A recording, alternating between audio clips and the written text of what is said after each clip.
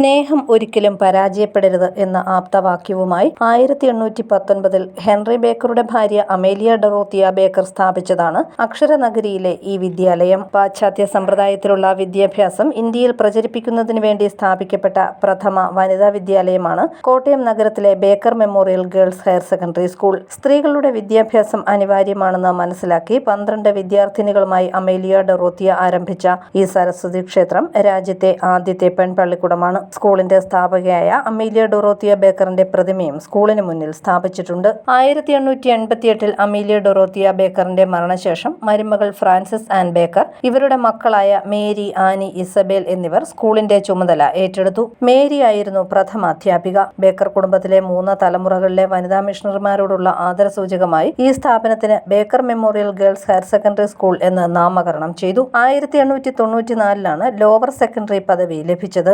1904 ഹൈസ്കൂളായി ഉയർത്തി. 1998 higher secondary സ്കൂളായും ഉയർത്തപ്പെട്ടു. മധ്യ തിരുവിതാംകൂറിലെ മികച്ച ഇംഗ്ലീഷ് വിദ്യാലയങ്ങളിൽ ഒന്നാണിത്. സ്കൂളിലെ സ്ഥാപകയായ അമേലിയ ഡൊറോത്തിയ ബേക്കറിന്റെ 225 ജന്മദിനം കഴിഞ്ഞ ദിവസം സ്കൂളിൽ വിപുലമായി ആഘോഷിച്ചിരുന്നു. News bureau, Kottayam.